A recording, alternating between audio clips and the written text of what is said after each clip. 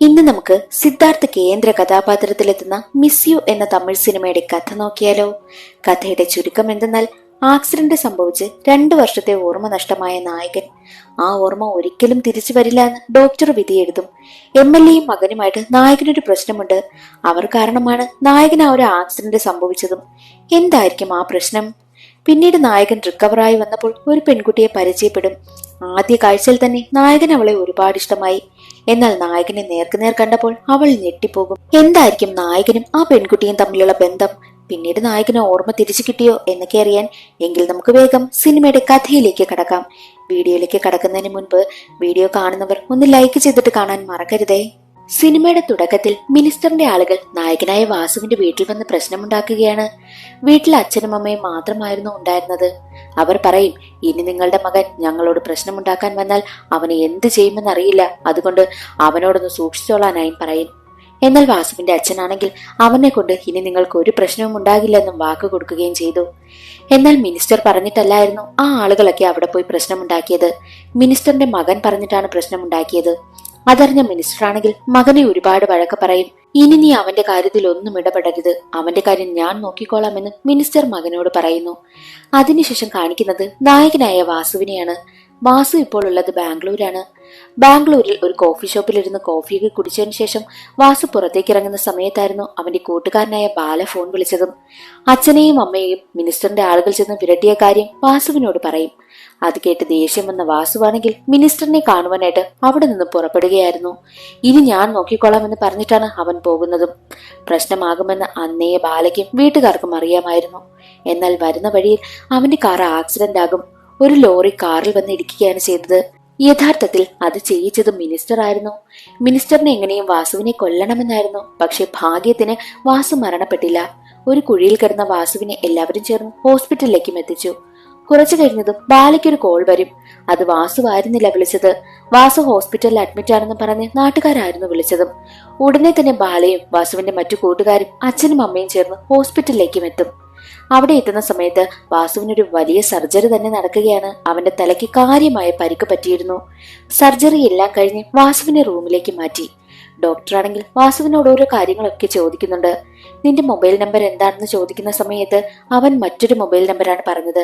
അവസാനമായി കണ്ട സിനിമ ഏതാ എന്ന് ചോദിക്കുമ്പോൾ 2 വർഷം മുൻപേ കണ്ട ഒരു സിനിമയെ പറ്റിയാണ് വാസു പറയുന്നതും. അതേസമയം തന്നെ വാസുവിന്റെ കാര്യം അറിഞ്ഞ് മിനിസ്റ്ററും കൂട്ടരും അവിടേക്കെത്തും. മിനിസ്റ്ററിനെ കണ്ടതും വാസുവാണെങ്കിൽ അവരുമായി ഒരു പ്രശ്നവും ഇല്ലാത്തതുപോലെയാണ് സംസാരിക്കുന്നത്. വാസുവിനെ ആകെ അറിയാവുന്നത് ഒരു മിനിസ്റ്റർ അത്ര തന്നെ, അല്ലാതെ അവരുമായി ഒരു പ്രശ്നമുണ്ടെന്ന ഓർമ്മ പോലും വാസുവിനില്ല. അത് കാണുന്ന മിനിസ്റ്റർ തന്നെ ഞെട്ടിപ്പോകും. മിനിസ്റ്റർ ഡോക്ടറിനോട് വാസുവിനെ പറ്റി തിരക്കും. ഡോക്ടർ പറയും, 2 വർഷം മുമ്പ് അവന് എന്തൊക്കെ സംഭവിച്ചോ അത് മാത്രമേ ഓർമ്മയുള്ളൂ. അതുവരെയുള്ള മെമ്മറി ഒന്നും അവനില്ല.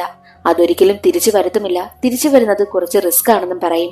പുറത്തേക്ക് വന്ന വാസുവിന്റെ അച്ഛൻ മിനിസ്റ്ററിനോട് പറയും, എന്റെ മകന് ഓർമ്മയില്ല, അവനെ ഇനി നിങ്ങൾ ദ്രോഹിക്കരുത്, ഇതോടുകൂടി അവനെ വെറുതെ വിടണമെന്ന് പറയും. എന്നാൽ മിനിസ്റ്റർ പറയുന്നത് അവന് ഓർമ്മ വരാതിരുന്നാൽ നല്ലത്, ഇല്ല എന്നുണ്ടെങ്കിൽ അവന്റെ കാര്യം പോക്കാണെന്ന് പറഞ്ഞിട്ടാണ് അവിടെ നിന്ന് പോകുന്നത്. മിനിസ്റ്ററുമായിട്ട് എന്താണ് പ്രശ്നമെന്ന് കാണിക്കുന്നതേയില്ല. അങ്ങനെ വാസു വീണ്ടും പഴയ ജീവിതത്തിലേക്ക് തിരിച്ചു വന്നു. ആരും അവന് ഓർമ്മയില്ലാത്ത കാര്യമൊന്നും അവനോട് പറയത്തേയില്ല. അവന് ചെറിയ ചെറിയ കാര്യങ്ങൾ എന്തൊക്കെയോ അവൻ മറന്നുപോയ ആക്സിഡന്റ് പറ്റി. അങ്ങനെയുള്ള രീതിയിലാണ് എല്ലാവരും സംസാരിക്കുന്നതും. കൂട്ടുകാരൊക്കെ അവനെ നല്ല ഹാപ്പിയായി വെച്ചിരിക്കുകയാണ്. വാസുവിന്റെ ഏറ്റവും വലിയ ആഗ്രഹം എന്തെന്നാൽ സ്വന്തമായി ഒരു സിനിമ പിടിക്കണം, ഒരു ഡയറക്ടർ ആകണം. ഇതൊക്കെയാണ് അവന്റെ ആഗ്രഹവും. മാത്രമല്ല ഇടയ്ക്കിടയ്ക്ക് വെറുതെ ഇരിക്കുന്ന സമയത്തൊക്കെ വാസു എങ്ങോട്ടെങ്കിലും മുക്കിപ്പോകും. സ്ഥലങ്ങളൊക്കെ കാണുക, അത് എൻജോയ് ചെയ്യുക, ഇതൊക്കെയാണ് വാസുവിന്റെ ഇഷ്ടങ്ങളും. അങ്ങനെ ഒരിക്കൽ ചെന്നൈ റെയിൽവേ സ്റ്റേഷനിലേക്ക് എത്തിയിരുന്നു വാസു. അവിടെ ഒരാൾ സങ്കടപ്പെട്ടിരിക്കുന്നത് കാണും. അയാളുടെ പേരാണ് ബോബി. അത് കണ്ടതും വാസുവാണെങ്കിൽ എന്താണ് കാര്യമെന്ന് തിരക്കാമെന്ന് കരുതി ബോബിക്ക് അടുത്തേക്ക് ചെന്നു. ബോബി കരഞ്ഞുകൊണ്ടിരിക്കുകയാണ്. വിവരം തിരക്കിയ സമയത്ത് ബോബി ഒരു പെൺകുട്ടിയുമായി പ്രണയത്തിലായിരുന്നു. ഒരുപാട് വർഷം പ്രണയിച്ചു. പക്ഷെ ഇതേ സ്ഥലത്ത് വെച്ചാണ് ബ്രേക്കപ്പ് ആയത്. എല്ലാ വർഷവും ഇതേ സ്ഥലത്ത് ഞാൻ വരും, അവളെ ഓർത്ത് കരയുമെന്നും പറയും. അത് കേട്ട വാസുവാണെങ്കിൽ നിങ്ങൾക്കത് പറഞ്ഞ് കോംപ്രമൈസ് ആക്കാൻ നോക്കിക്കൂടെ എന്ന് ചോദിച്ച സമയത്ത് ബോബി പറയും, ഞാൻ ഒരുപാട് ശ്രമിച്ചു, പക്ഷെ നടക്കില്ല, ഇനി അതൊട്ട് നേരെയാകത്തുമില്ല എന്ന് ബോബി പറയും. അപ്പോൾ വാസു ചോദിക്കും, അതൊരിക്കലും നേരെയാകില്ല എന്ന് നിങ്ങൾക്ക് ഉറപ്പല്ലേ, പിന്നെ എന്തിനാ ഇങ്ങനെ വിഷമിച്ചിരിക്കുന്നത്?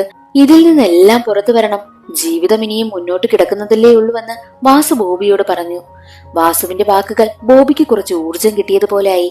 ശരിയാ, ഞാൻ എന്തിനാ ഇതൊക്കെ ഓർത്തിരിക്കുന്നത്? ഇതിൽ നിന്നെല്ലാം ഞാൻ പുറത്തു വരും.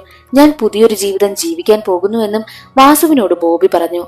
തന്റെ ആ ഒരു അവസ്ഥയിൽ നിന്നും മറികടക്കുവാനായി സഹായിച്ച വാസുവിനെ ബോബി തന്റെ സ്വന്തം കൂട്ടുകാരനായി കൂടെ കൂട്ടുവാനായും തീരുമാനിച്ചു. ബോബിയോട് സംസാരിച്ചിരുന്ന് വാസുവിന്റെ ട്രെയിൻ മിസ്സായി. അതറിഞ്ഞ ബോബിക്ക് ഒരുപാട് സങ്കടമാകും.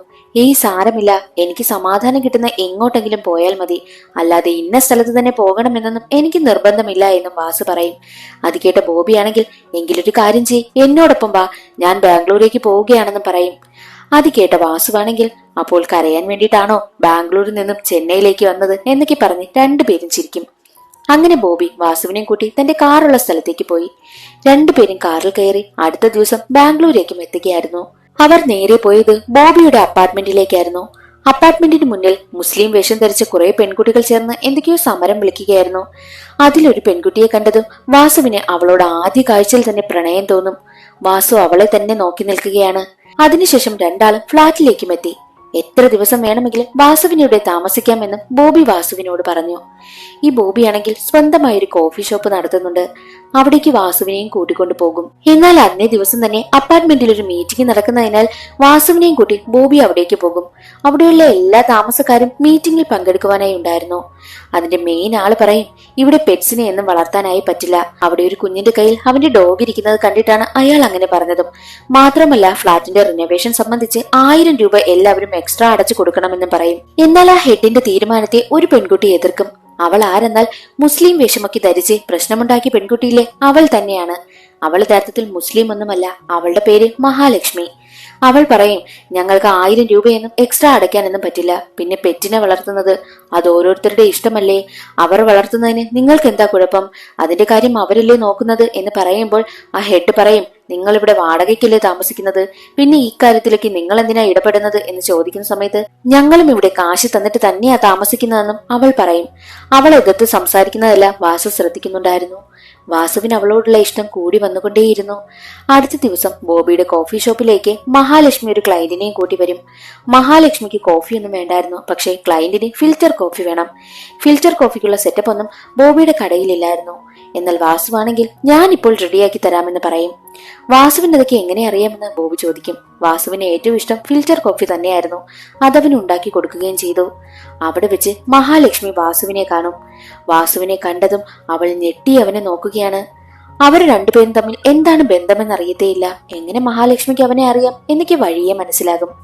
അടുത്ത ദിവസം ബോബിക്കൊപ്പം നടന്നു പോവുകയായിരുന്ന വാസുവിനെ ഒരു പയ്യൻ വന്ന് തട്ടും. എന്നിട്ടവൻ വാസുവിനെ കണ്ടതും പേടിച്ച കണക്ക് ഓടിപ്പോകും. ഇവൻ എന്തിനാ എന്നെ കണ്ട് പേടിച്ചു ഓടുന്നതെന്ന് വാസു പറയുമ്പോൾ, അതോ എന്നെ കണ്ടിട്ടാ പേടിച്ചോടുന്നത്, ഞാൻ ഇവിടുത്തെ ചെറിയ ദാതയാണെന്ന് ബോബി പറയും. രണ്ടാളും ചിരിച്ചുകൊണ്ട് നടന്നു പോകും. അതേസമയം തന്നെ വാസു ബോബിയോട് തനിക്ക് മഹാലക്ഷ്മിയെ ഇഷ്ടമാണെന്ന് പറയും. ബോബി പറയും, എങ്കിലൊരു കാര്യം ചെയ്യ്, നീ അവളെ പ്രപ്പോസ് ചെയ്യുവാനായും പറഞ്ഞു. അപ്പോൾ വാസു പറയും, ഞാൻ ഓൾറെഡി അവളെ പ്രപ്പോസ് ചെയ്തു, പക്ഷെ അവൾ റിജക്ട് ചെയ്യുകയാണ് ചെയ്തത്. അത് കേട്ട ബോബിയാണെങ്കിൽ, അതൊക്കെ എപ്പോൾ സംഭവിച്ചു എന്ന് ചോദിക്കുമ്പോൾ പിന്നീട് ഒരു ഫ്ലാഷ് ബാക്ക് ആണ് കാണിക്കുന്നത്. ഒരിക്കൽ കോഫി കുടിക്കുവാനായിട്ട് ബോബിയുടെ കോഫി ഷോപ്പിൽ വന്ന മഹാലക്ഷ്മിയെ കോഫി കൊടുത്തിട്ട്, എനിക്ക് നിന്നെ ഇഷ്ടമാണ്, വിവാഹം കഴിക്കാൻ താല്പര്യമുണ്ട് എന്ന് വാസു പറഞ്ഞപ്പോൾ എനിക്കതിനൊന്നും താല്പര്യമില്ല എന്ന് മുഖത്ത് നോക്കി പറഞ്ഞിട്ടാണ് മഹാലക്ഷ്മി അവിടെ നിന്ന് പോയതും. അത് കേട്ട ബോബി പറയും, എങ്കിലൊരു കാര്യം ചെയ്യ്, നീ ഫാമിലിയെ കൊണ്ട് ആലോചിപ്പിക്കുവാനായും പറഞ്ഞു. അത് കേട്ട വാസുവാണെങ്കിൽ, അത് നല്ലൊരു ഐഡിയ ആണല്ലോ ചിന്തിച്ച് നേരെ വീട്ടിലേക്ക് വരുന്നു. എന്നിട്ട് അമ്മയോട് തനിക്കൊരു പെൺകുട്ടിയെ ഇഷ്ടമാണെന്ന് പറഞ്ഞ് മഹാലക്ഷ്മിയുടെ ഫോട്ടോ കാണിക്കും. ഫോട്ടോ കണ്ടതും അമ്മ ഞെട്ടിപ്പോകും. ഉടനെ തന്നെ അമ്മ വാസു അറിയാതെ പുറത്തേക്ക് വന്നിട്ട് ബാലയെ ഫോൺ വിളിക്കും. എടാ, വാസുവിനൊരു പെൺകുട്ടിയെ ഇഷ്ടമാണ്, അവളെ വിവാഹം കഴിക്കണമെന്ന് പറയുന്നു. അത് കേട്ട ബാല പറയും, അത് നല്ല കാര്യമല്ലേ, എങ്കിൽ നമുക്ക് ആലോചിക്കാമെന്ന് പറയും. അത് കേട്ട അമ്മ പറയും, നീ അവളുടെ ഫോട്ടോ കണ്ടില്ലല്ലോ, നീ നേരെ വീട്ടിൽ വരുവാനായി പറഞ്ഞു. വീട്ടിലെത്തിയ ബാലയ്ക്ക് മഹാലക്ഷ്മിയുടെ ഫോട്ടോ കാണിച്ചു കൊടുത്തു. ബാലയും ഞെട്ടിപ്പോകും.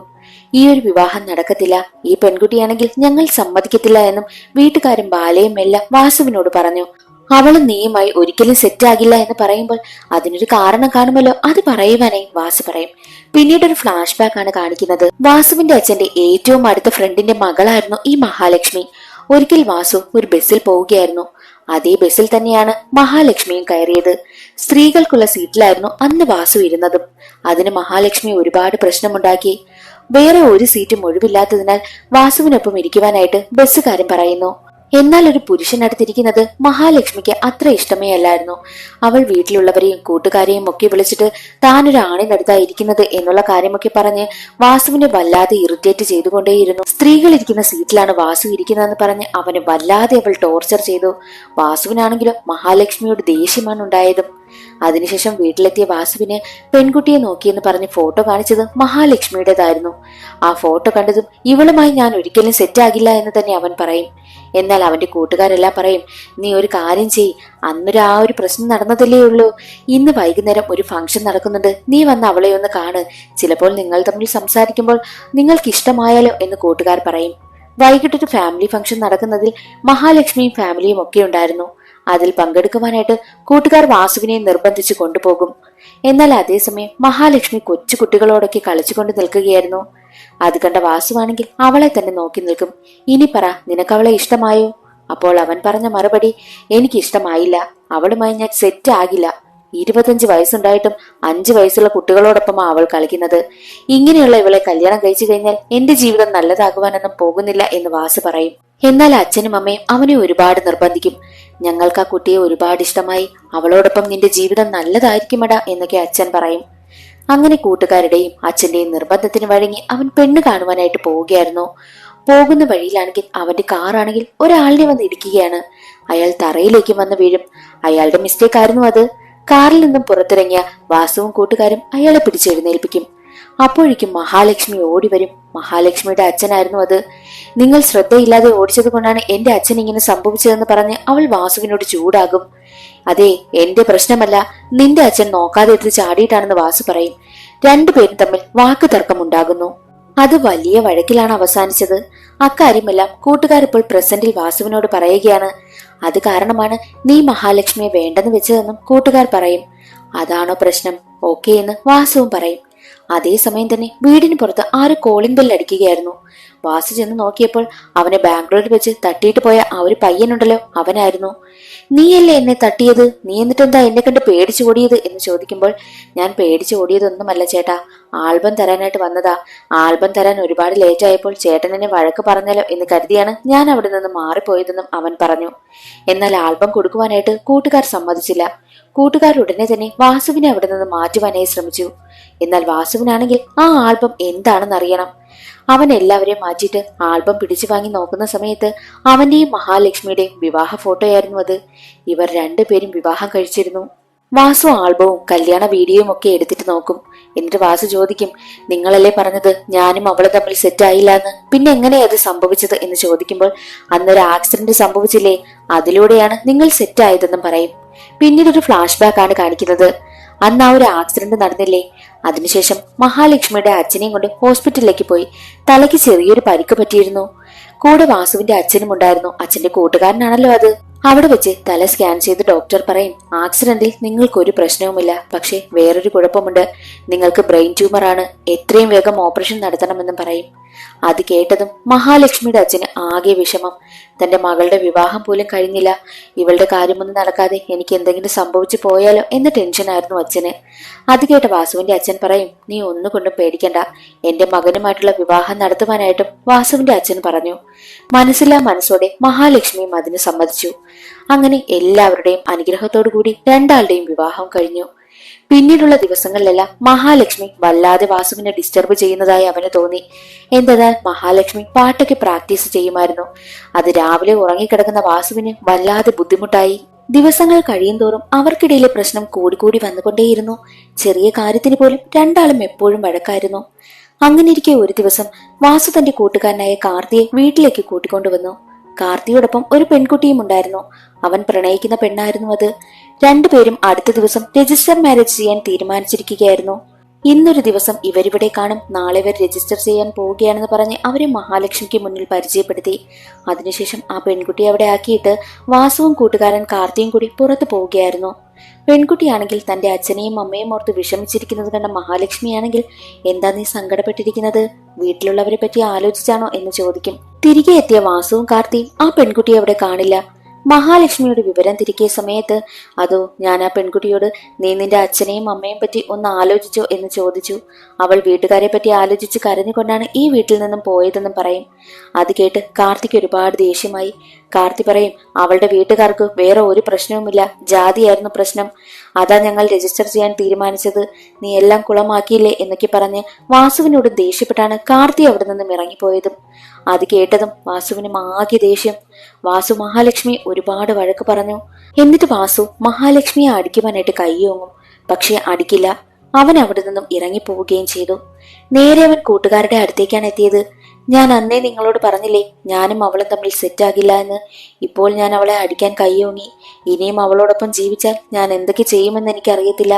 ഞങ്ങൾ തമ്മിൽ സെറ്റാകില്ല എന്ന് അവൻ പറയുന്നത് കേട്ട് മറ്റൊരു കൂട്ടുകാരി പറയും, എടാ, ഈ ഒരു വിവാഹ ജീവിതം എന്ന് പറയുന്നത് രണ്ടുപേരും അങ്ങോട്ടും ഇങ്ങോട്ടും അഡ്ജസ്റ്റ് ചെയ്തു വേണം ജീവിക്കാനായിട്ട്. അല്ലാതെ ചെറിയ കാര്യത്തിന് പോലും പ്രശ്നമുണ്ടാക്കാനായി തുടങ്ങിയാൽ നിങ്ങൾ എങ്ങനെയാ ജീവിക്കുന്നത്? ഇതെല്ലാം ഇവിടെ ഉപേക്ഷിച്ച് രണ്ടുപേരും പരസ്പരം മനസ്സിലാക്കി ജീവിക്കുവാനായും പറയും. അത് കേട്ട് വാസു ഒന്ന് ചിന്തിക്കും. അടുത്ത ദിവസം മുതൽ മഹാലക്ഷ്മി മനസ്സിലാക്കി ജീവിക്കുവാനായും അവൻ തീരുമാനിച്ചു. അവർ രണ്ടുപേരും സിനിമയ്ക്കൊക്കെ പോവുകയായിരുന്നു. രാത്രിയായിരുന്നു ഷോ. എന്തിനാ രാത്രി ടിക്കറ്റ് ബുക്ക് ചെയ്തത് എന്നൊക്കെ മഹാലക്ഷ്മി ചോദിക്കുന്നുമുണ്ട്. സിനിമ കണ്ടുകൊണ്ടിരിക്കെ വാസുവിനൊരു കോൾ വരും. ഒരു പ്രൊഡ്യൂസർ ആയിരുന്നു വിളിച്ചത്. ഇപ്പോൾ ഞാൻ ഫ്രീ ആണ്, കഥ പറയുവാനായിട്ട് പറ്റുമോ എന്ന് വാസുവിനോട് ചോദിച്ചു. അത് കേട്ടതും വാസുവിന് അതിൽ പരം സന്തോഷമില്ലായിരുന്നു. അവൻ ഉടനെ തന്നെ മഹാലക്ഷ്മിയെ വിളിച്ച് പുറത്തേക്കിറങ്ങി. എന്നിട്ട് മഹാലക്ഷ്മി ഒരു ഓട്ടോയിൽ കയറ്റിവിട്ടിട്ട് അവൻ നേരെ പ്രൊഡ്യൂസറിന്റെ അടുത്തേക്കും പോയി. അടുത്ത ദിവസം എല്ലാവരും വീട്ടിലിരുന്ന് ന്യൂസ് കണ്ടുകൊണ്ടിരിക്കുകയായിരുന്നു. കൂടെ മഹാലക്ഷ്മിയുടെ അച്ഛനും ഒക്കെ ഉണ്ടായിരുന്നു. ആ ന്യൂസിൽ അവരുടെ വീട്ടിൽ ജോലിക്ക് നിൽക്കുന്ന സ്ത്രീയുടെ മകന്റെ വാർത്തയായിരുന്നു കാണിച്ചത്. മരണവാർത്തയായിരുന്നു കാണിച്ചത്. ആക്സിഡന്റ് പറ്റി അവൻ മരണപ്പെട്ടു എന്ന വാർത്തയായിരുന്നു. അത് കണ്ടതും വാസു ഷോക്കായിപ്പോയി. അവന് ആകെ വിഷമം. അതേസമയം തന്നെ കുളിച്ചിട്ടിറങ്ങി വരികയായിരുന്ന മഹാലക്ഷ്മി ന്യൂസ് കണ്ടിട്ട്, ഈ പയ്യൻ ആക്സിഡന്റിൽ മരിച്ചതല്ല, ഇവനെ കൊന്നതാണെന്ന് പറയും. എന്നിട്ട് പിന്നീട് ഒരു ഫ്ലാഷ് ബാക്ക് ആണ് കാണിക്കുന്നത്. തലേ ദിവസം വാസു മഹാലക്ഷ്മിയെ ഓട്ടോയിൽ കയറ്റിവിട്ടില്ലേ? അവർ ട്രാഫിക്കിൽ നിൽക്കുന്ന സമയത്ത് ഈ പയ്യനും അവിടെ എത്തിയിരുന്നു. ഇവനൊരു ഡെലിവറി ബോയ് ആയിരുന്നു. അവന്റെ ബൈക്കിന് പിറകിൽ ഒരു കാർ വന്ന് തട്ടി അവൻ തറയിൽ വന്ന് വീഴും. ആ കാറിലുള്ളവരാണെങ്കിൽ കുടിച്ച് ബോധമില്ലാതെ ഇരിക്കുകയായിരുന്നു. അത് യഥാർത്ഥത്തിൽ മിനിസ്റ്ററിന്റെ മകന്റെ കാറായിരുന്നു.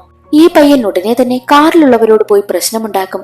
അത് കണ്ട ആ ഒരു ഓട്ടോ ഡ്രൈവർ, എടാ, ഇത് മിനിസ്റ്ററിന്റെ മകനാണ്, നീ ഒരു പ്രശ്നവും ഉണ്ടാക്കരുത് എന്ന് പറയുമ്പോൾ, ആരുടെ മകനായാലും എന്താ, ഞാനിത് വിഷയമാക്കും എന്ന് തന്നെ അവൻ പറയും. എന്നാൽ അവരാണെങ്കിൽ കാറിൽ നിന്നും പുറത്തിറങ്ങിയിട്ട് ഓട്ടോക്കാരനെ പറഞ്ഞു വിട്ടിട്ട് ഈ പയ്യനെ മിനിസ്റ്ററിന്റെ മകനും കൂട്ടുകാരനും ചേർന്ന് തല്ലി ചതയ്ക്കും. അതെല്ലാം ഓട്ടോയിലിരുന്ന് മഹാലക്ഷ്മി കാണുന്നുണ്ടായിരുന്നു. ആ കാര്യം അറിഞ്ഞ വാസുവാണെങ്കിൽ, എങ്കിൽ വാ, നമുക്ക് പോയി സ്റ്റേഷനിൽ കംപ്ലൈന്റ് കൊടുക്കാമെന്ന് പറയും. അത് കേട്ട മഹാലക്ഷ്മിയാണെങ്കിൽ, നമ്മൾ എന്തിനാ ഇതിനൊക്കെ ഇടപെടുന്നത്? ഇവിടെ ഒരുപാട് പ്രശ്നങ്ങൾ നടക്കുന്നില്ലേ? എല്ലാത്തിലും ഇടപെടാൻ നിന്നാൽ അതിനെ സമയം കാണുമെന്ന് പറയും. അത് കേട്ടതും വാസുവിന് ദേഷ്യം വന്നു. നമ്മൾ ഒരാളുടെ കാര്യത്തിൽ ഇടപെട്ട് ആ ഒരു പ്രശ്നം പരിഹരിക്കുവാൻ ശ്രമിച്ചാൽ മാത്രമേ നാളെ നമുക്കൊരു പ്രശ്നം ഉണ്ടാകുമ്പോഴും മറ്റുള്ളവർ നമുക്ക് വേണ്ടി നിൽക്കൂ. അതും പറഞ്ഞ് മഹാലക്ഷ്മി സ്റ്റേഷനിലേക്ക് കൊണ്ടുപോകുവാനായിട്ട് അവൻ നിർബന്ധിക്കുന്ന സമയത്ത് അവൾ നേരെ അവളുടെ അച്ഛനെ നോക്കും. അത് കാണുന്നതും വാസുവിന് ദേഷ്യം വന്നു. അച്ഛനും പറയുന്നുണ്ട്, എന്തിനാ ഈ പ്രശ്നത്തിലേക്ക് ഇടപെടുന്നത്? അത് അതുപോലെ വിട്ടേക്കാനായും പറഞ്ഞു. എന്നാൽ വാസു പറഞ്ഞത്, വേണ്ട, എനിക്ക് ഈ ഒരു ബന്ധം ഇനി മുന്നോട്ട് കൊണ്ടുപോകുവാനായി പറ്റുന്നില്ല, നമുക്ക് ഡിവോഴ്സ് ചെയ്യാം. ഇതിനു മുൻപേ ഇവളും ഞാനുമായിട്ട് ഒരിക്കലും സെറ്റ് ആകത്തില്ലായിരുന്നു, എന്നും പ്രശ്നമായിരുന്നു. ഞാൻ അന്നേ ഇവരോടൊക്കെ പറഞ്ഞതാ എന്ന് വാസു പറയും. അതെല്ലാം കേട്ട് മഹാലക്ഷ്മി ഞെട്ടും. മഹാലക്ഷ്മിയുടെ അച്ഛൻ പറയും, അയ്യോ, ഈ ഒരു കാര്യം പറഞ്ഞ് നിങ്ങൾ തമ്മിൽ പിരിയരുത്, നിങ്ങൾ ചെല്ല്, പോലീസ് സ്റ്റേഷനിൽ പോയി കംപ്ലൈന്റ് കൊടുത്തിട്ട് വരുവാനായും പറഞ്ഞു. എന്നാൽ വാസു പറയുന്നത്, പറ്റില്ല, എനിക്ക് ഈ ഒരു ബന്ധം മുന്നോട്ട് കൊണ്ടുപോകാനായി പറ്റില്ല. ഇതിനു മുൻപേ ഞാൻ അനുഭവിക്കുകയാണ്. ഞാൻ അന്നേ ഇവരോടത് പറഞ്ഞിരുന്നു. നിങ്ങൾ ചാകുമെന്ന് പറഞ്ഞത് കൊണ്ടാണ് ഈ ഒരു വിവാഹത്തിന് ഞാൻ സമ്മതിച്ചത് തന്നെയെന്ന് വാസു പറയും. അത് കേട്ടതും മറുത്തൊന്നും പറയാതെ മഹാലക്ഷ്മിയുടെ അച്ഛൻ അപ്പോൾ തന്നെ അവളെയും കൂട്ടി അവിടെ നിന്നും ഇറങ്ങിപ്പോകും. അങ്ങനെയാണ് രണ്ടാളും ഡിവോഴ്സ് ആയതും. ആ കഥകളെല്ലാം കൂട്ടുകാർ വാസുവിനോട് പറഞ്ഞിരുന്നല്ലോ. എന്തുകൊണ്ടാണ് വാസു കല്യാണം കഴിച്ചതാണെന്ന് മുൻപേ അവർ പറയാത്തതെന്നാൽ, ഡോക്ടർ അന്ന് ആക്സിഡന്റ് പറ്റിക്കിടന്ന സമയത്ത് വാസുവിനോട് കുറച്ച് ചോദ്യം ചോദിച്ചിരുന്നു. നിങ്ങൾ വിവാഹം കഴിച്ചതാണോ എന്ന് ചോദിച്ച സമയത്ത്, അല്ല, ഞാൻ വിവാഹമൊന്നും കഴിച്ചിട്ടില്ല എന്നായിരുന്നു വാസു പറഞ്ഞത്. അവൻ വിവാഹം കഴിച്ച കാര്യമേ മറന്നു പോയിരുന്നു. അത് മനസ്സിലാക്കിയ വാസുവിന്റെ പാരന്റ്സും കൂട്ടുകാരും വിവാഹ ജീവിതത്തിൽ അവൻ ഒട്ടും സന്തോഷവാനല്ലായിരുന്നു. മാത്രമല്ല, അവൻ ഒരുപാട് മാനസിക സമ്മർദ്ദം അനുഭവിച്ചിരുന്നത് അവർക്കറിയാവുന്നതിനാൽ അവനോട് അക്കാര്യം തുറന്നു പറയേണ്ട, അവൻ ഇനിയെങ്കിലും ഹാപ്പിയായിട്ട് ജീവിക്കട്ടെ എന്ന് കരുതിയാണ് അക്കാര്യം മറച്ചു വെച്ചതെന്നും കൂട്ടുകാർ പറയും. കഥകളെല്ലാം കേട്ടുകഴിഞ്ഞ വാസുവാണെങ്കിൽ തന്റെ കൂട്ടുകാരൻ ബോബിയോട് നമുക്ക് ബാംഗ്ലൂരേക്ക് പോകാമെന്ന് പറഞ്ഞ് ബോബിയും കൂട്ടി നേരെ ബാംഗ്ലൂരിലേക്ക് വന്നു. അവിടെ അന്നേ സമയം ഫ്ളാറ്റിലൊരു ഫംഗ്ഷൻ നടക്കുകയായിരുന്നു. ആ ഫംഗ്ഷന് മഹാലക്ഷ്മിയും പാട്ടൊക്കെ പാടുന്നുണ്ടായിരുന്നു. അത് കേട്ട വാസു ചിന്തിക്കും, ഇങ്ങനെയുള്ളൊരു പെണ്ണിനെ ഞാൻ എങ്ങനെയാ ഇത്രയും വെറുത്തത്, എങ്ങനെയാ എനിക്ക് ഇവളെ സ്നേഹിക്കാതിരിക്കാൻ തോന്നിയത് എന്നൊക്കെ ചിന്തിക്കും. വാസുവിന് മഹാലക്ഷ്മി മറക്കാനേ പറ്റുന്നില്ല. അവൻ അവളെ ഒരുപാട് ഇഷ്ടമാണ്. അക്കാര്യം അവൻ ബോബിയോട് പറയുമ്പോൾ, ഒരു കാര്യം ചെയ്, നീ അക്കാര്യങ്ങളെല്ലാം മഹാലക്ഷ്മിയോട് പറഞ്ഞ് നിങ്ങൾ തമ്മിൽ സംസാരിച്ച് ഈ പ്രശ്നം ഒന്ന് കോംപ്രമൈസ് ചെയ്യുവാനായി പറയും. അടുത്ത ദിവസം തന്നെ വാസു നേരെ മഹാലക്ഷ്മിയെ കാണുവാനായിട്ട് ഫ്ളാറ്റിലേക്ക് ചെല്ലും. മഹാലക്ഷ്മിയോട് പറയും, കൂട്ടുകാർ വഴിയാണ് ഞാൻ എല്ലാ കാര്യവും അറിഞ്ഞത്. ഞാൻ കാരണം എന്തെങ്കിലും പ്രശ്നം നിനക്ക് ഉണ്ടായിട്ടുണ്ടെങ്കിൽ എന്നോട് ക്ഷമിക്കണം. നമുക്ക് രണ്ടാൾക്കും വിവാഹം കഴിക്കാം എന്ന് ചോദിക്കുമ്പോൾ മഹാലക്ഷ്മി പറയും, വേണ്ട, കൂട്ടുകാർ പറഞ്ഞു മാത്രമാണ് നിങ്ങൾ അറിഞ്ഞത്. പക്ഷേ അക്കാര്യങ്ങളെല്ലാം ഞാൻ അനുഭവിച്ചതാണെന്ന് പറയും. അതേസമയം തന്നെ ഒന്നും മിണ്ടാതെ വാസു അവിടെ നിന്ന് സങ്കടപ്പെട്ട് ഇറങ്ങിപ്പോയി. പിന്നീട് വാസു ആണെങ്കിൽ മദ്യപിച്ച് വല്ലാത്തൊരവസ്ഥയിലായിരുന്നു. അവന് മഹാലക്ഷ്മിയെ മറക്കാനേ പറ്റുന്നില്ല. ബോബിയോട് അവനത് പറയും.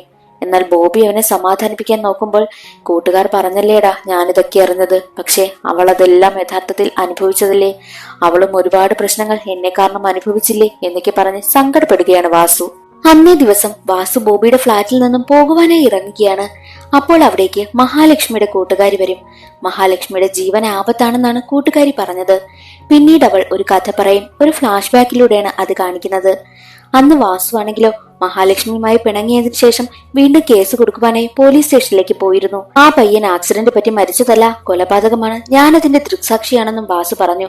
പക്ഷെ അതൊന്നും കേൾക്കുവാനായിട്ട് പോലീസുകാർ കൂട്ടാക്കിയില്ല. കാരണം അവരെല്ലാവരും MLAയുടെ ആളുകളായിരുന്നു. എന്നാൽ വാസു നേരെ പോയത് മജിസ്ട്രേറ്റിനടുത്തേക്കായിരുന്നു. മജിസ്ട്രേറ്റിനടുത്ത് കാര്യം അവതരിപ്പിച്ചപ്പോൾ അവർ പോലീസിനോട് കേസെടുക്കുവാനായും പറഞ്ഞു. അതറിഞ്ഞ MLAക്ക് ആകെ ദേഷ്യമായി. അങ്ങനെയാണ് MLA വാസുവിനെ ആക്സിഡന്റ് ആക്കിയതും. വാസു ആക്സിഡന്റായി ഹോസ്പിറ്റലിൽ കിടക്കുന്ന സമയം തന്നെ മഹാലക്ഷ്മി അവനെ കാണുവാനായും വന്നിരുന്നു. മഹാലക്ഷ്മി ആകെ കരച്ചിലാണ്. എന്തെന്നാൽ താനെന്ന് കേസ് കൊടുക്കുവാനായിട്ട് സമ്മതിച്ചിരുന്നുവെങ്കിൽ വാസുവിന് ഇങ്ങനെയൊന്നും സംഭവിക്കില്ലായിരുന്നു എന്ന് പറഞ്ഞ് അവൾ ഒരുപാട് കരയും. എന്തായാലും വാസു തുടങ്ങി വെച്ചത് ഞാനായിട്ട് മുന്നോട്ട് കൊണ്ടുപോകും. കുറ്റവാളികൾക്ക് ഉറപ്പായി ഞാൻ ശിക്ഷ വാങ്ങിക്കൊടുക്കുമെന്നും അവൾ തീരുമാനിച്ചിരുന്നു. അക്കാര്യം അവൾ കൂട്ടുകാരിയോട് പറയും. അതിനുശേഷമുള്ള ദിവസങ്ങളിലെല്ലാം MLAയുടെ മകനെ പറ്റിയുള്ള അന്വേഷണത്തിലായിരുന്നു മഹാലക്ഷ്മിയും. എന്നിട്ടവൾ ആ പയ്യൻ മരിച്ചുവെന്ന് പറയുന്ന സ്ഥലത്തെ CCTV ഫുട്ടേജും എടുക്കുകയാണ്. അതെല്ലാം കൂട്ടുകാരി വാസുവിനോട് പറഞ്ഞു. അവളുടെ ജീവൻ ആപത്താണ്, നിങ്ങൾക്ക് സംഭവിച്ചതുപോലെ എന്തെങ്കിലും അവൾക്ക് സംഭവിക്കുമെന്ന പേടി എനിക്കുണ്ട് എന്നും കൂട്ടുകാരി പറയും. അതേസമയം അതെല്ലാം കേട്ട് വാസുവിന് ആകെ വിഷമം. മഹാലക്ഷ്മി എവിടെയാണ് എന്ന് തിരക്കുമ്പോൾ അന്നേ ദിവസം കോടതിയിൽ കേസ് നടക്കുകയാണ്. ആ ഒരു CCTV ഫുട്ടേജുമായിട്ടാണ് മഹാലക്ഷ്മി കോടതിയിലേക്ക് പോകുന്നതും. പോകുന്ന വഴിയിൽ അവളെ MLAയുടെ ആളുകളെല്ലാം തടഞ്ഞു നിർത്തുകയാണ്. കൂടെ MLAയുടെ മകനും ഒക്കെയുണ്ട്. കാറിന്റെ ചില്ലയ്ക്ക് അടിച്ചു പൊട്ടിച്ച് അവളെ ഉപദ്രവിക്കുവാനായി ശ്രമിക്കുന്ന സമയം തന്നെ അവിടേക്ക് നമ്മുടെ നായകനായ വാസു എത്തുകയാണ്. ഒരു ഘട്ടത്തിൽ വാസുവും MLAയുടെ ആളുകളും തമ്മിൽ വലിയൊരു ഫൈറ്റ് നടക്കും. ആ ഫൈറ്റിനൊടുവിൽ അവൻ മഹാലക്ഷ്മിയും കൂട്ടി നേരെ കോടതിയിലേക്കും എത്തി. കോടതിയിൽ അവൾ ആ CCTV ഫുട്ടേജ് സബ്മിറ്റും ചെയ്തു. കുറ്റവാളികൾ MLAയുടെ മകനും കൂട്ടുകാരുമാണെന്ന് കോടതിക്ക് ബോധ്യപ്പെട്ടു. അവർക്ക് കോടതി ശിക്ഷയും വിധിച്ചു.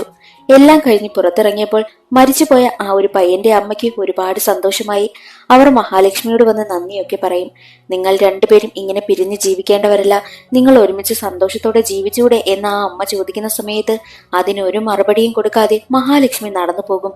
അവനോട് നിനക്കൊന്ന് ക്ഷമിച്ചൂടെ എന്ന് കൂട്ടുകാരി ചോദിക്കുമ്പോൾ അവന് പഴയ കാര്യങ്ങളെല്ലാം ഓർമ്മ വരട്ടെ, ആ ഓർമ്മ വന്നിട്ടും അവൻ എന്നെ പൂർണ്ണ മനസ്സോടുകൂടി സന്തോഷത്തോടെ സ്നേഹത്തോടെ സ്വീകരിക്കാൻ പറ്റും എന്നുണ്ടെങ്കിൽ മാത്രം ഞാൻ അവനെ സ്വീകരിക്കാം, അല്ലാതെ എനിക്ക് പറ്റത്തില്ല എന്നും അവൾ പറഞ്ഞിട്ട് അവിടെ നിന്ന് പോകും. അക്കാര്യം വാസു അറിയുകയാണ്. വാസു പഴയ കാര്യങ്ങളൊക്കെ എത്ര ഓർത്തെടുക്കാൻ നോക്കിയിട്ടും പറ്റുന്നതേയില്ല. അതേസമയം വാസുവിനെ പ്രൊഡ്യൂസർ വിളിക്കും. നീ പറഞ്ഞ ആ ഒരു കഥയില്ലേ, അത് നായകന് ഇഷ്ടമായി, ഒന്നുകൂടി കഥ പറഞ്ഞ് കേൾപ്പിക്കണം, അതിന് റെഡിയായി വരുവാനായും പറഞ്ഞു. പക്ഷേ വാസുവിന് ആ കഥയൊന്നും ഓർമ്മയില്ലല്ലോ. വാസുവും ബാലയും ചേർന്ന് അവിടെയെല്ലാം കഥ തപ്പും. പക്ഷെ ഒന്നും തന്നെ അവർക്ക് കിട്ടുന്നതുമില്ല. അപ്പോൾ ബാല പറയും, മച്ചാ, നീ അന്ന് പറഞ്ഞ ഒരു കാര്യം എനിക്ക് ഓർമ്മയുണ്ട്. എന്തെന്നാൽ അന്ന് നീ ആദ്യം ഈ കഥ പറഞ്ഞിട്ട് വന്നതിന് ശേഷം മഹാലക്ഷ്മിക്ക് കഥ പറഞ്ഞു കൊടുത്തു. എന്നിട്ട് നീ പറഞ്ഞു കഥ കേട്ടിട്ട് മഹാലക്ഷ്മി ഒന്നും പറയാതെ കിച്ചണിലേക്കാണ് പോയതെന്ന്. അത് നിനക്ക് ഒരുപാട് ദേഷ്യമായെന്നും നീ എന്നോട് പറഞ്ഞിരുന്നു. അപ്പോൾ ഉറപ്പായി മഹാലക്ഷ്മിക്ക് ആ ഒരു കഥ അറിയാമായിരിക്കും. നീ അവളോട് തന്നെ ചോദിക്കുവാനായി ബാല പറഞ്ഞു. ഉടനെ തന്നെ വാസു മഹാലക്ഷ്മിയെ കാണണമെന്ന് പറയും. അങ്ങനെ അടുത്ത ദിവസം രണ്ടാളും ഒരു കോഫി ഷോപ്പിൽ വെച്ചാണ് മീറ്റ് ചെയ്യുന്നതും. ആ ഒരു കോഫി ഷോപ്പിൽ ഇരുന്ന് കോഫിയും കുടിച്ചിട്ട് പോകുന്ന സമയത്തായിരുന്നു വാസുവിന് ആക്സിഡന്റ് സംഭവിച്ചതും. അവിടുത്തെ കോഫി വാസുവിന് ഒരുപാട് ഇഷ്ടമായിരുന്നു. അവിടെയാണ് അവർ രണ്ടാളും വന്നതും. നീ വന്നതിന് ഒരുപാട് നന്ദി എന്ന് വാസു പറയുമ്പോൾ, ഞാൻ വേറൊന്നിനുമല്ല വന്നത്, നിനക്ക് കഥ പറഞ്ഞു തരാനാ, അല്ലാതെ വേറൊന്നും പ്രതീക്ഷിക്കണ്ട എന്നവൾ പറഞ്ഞിട്ട് കഥ പറയുവാനായി ആരംഭിക്കും. അതേസമയം തന്നെ വാസുവിന് ഇഷ്ടപ്പെട്ട കോഫിയും അവിടെ എത്തിയിരുന്നു. ആ കോഫി അവൻ രുചിച്ച് രുചിച്ച് കുടിക്കും. കുടിക്കുന്ന സമയത്ത് അവന് പഴയ കാര്യങ്ങൾ ഓരോന്നായി ഓർമ്മ വരുവാനായി തുടങ്ങി. അവൾ കഥ പറഞ്ഞുകൊണ്ടിരിക്കവേ തന്നെ അവൻ പറയും, ഇതല്ലേ അതിന്റെ ക്ലൈമാക്സ് എന്ന് പറയും. അത് കേൾക്കുന്നതും അവന് ഓർമ്മ വന്നു എന്ന കാര്യം മഹാലക്ഷ്മിക്ക് മനസ്സിലായി. പഴയ കഴിഞ്ഞുപോയ കാര്യങ്ങളെല്ലാം വാസുവിന്റെ മനസ്സിലേക്ക് വന്നു. അവന്റെ കണ്ണ് നിറയുന്നുണ്ടായിരുന്നു. അവൻ മഹാലക്ഷ്മിക്ക് അടുത്ത് വന്നിരുന്നു മുട്ടുകുത്തിയിരുന്നിട്ട്, നമ്മൾക്കിടയിൽ ആർഗ്യുമെന്റ്സ് ഉണ്ടാകുന്ന സമയത്ത് ഞാനായിട്ട് ഒതുങ്ങണമായിരുന്നു. പക്ഷേ നമ്മുടെ പ്രശ്നങ്ങൾ പരിഹരിക്കുവാനായിട്ട് ഞാൻ ശ്രമിച്ചിരുന്നില്ല. നീ എനിക്ക് ഒരു അവസരം കൂടി തരണം. ഇനി നമുക്കിടയിൽ ഒരു പ്രശ്നങ്ങളും ഉണ്ടാകില്ല. നമുക്ക് ഒരുമിച്ച് ജീവിച്ചാലോ എന്ന് ചോദിക്കുമ്പോൾ മഹാലക്ഷ്മി അവനെ കെട്ടിപ്പിടിക്കും. രണ്ടുപേരും കെട്ടിപ്പിടിച്ച് കരയുകയാണ് ചെയ്തത്. അതോടെ അവർ രണ്ടുപേരും ഒന്നായി ജീവിക്കാൻ തീരുമാനിച്ചെന്ന് കാണിച്ചുകൊണ്ട് സിനിമ അവസാനിക്കുകയാണ്. ഇന്നത്തെ വീഡിയോ എല്ലാവർക്കും ഇഷ്ടമായി എന്ന് കരുതുന്നു. ഇഷ്ടമായാൽ ഒന്ന് ലൈക്ക് ചെയ്ത് സപ്പോർട്ട് ചെയ്യാനും ചാനൽ ഇഷ്ടമായാൽ സബ്സ്ക്രൈബ് ചെയ്യാനും മറക്കരുതേ. അടുത്തൊരു വീഡിയോയിൽ കാണാം. അതുവരെ എല്ലാവർക്കും ബൈ.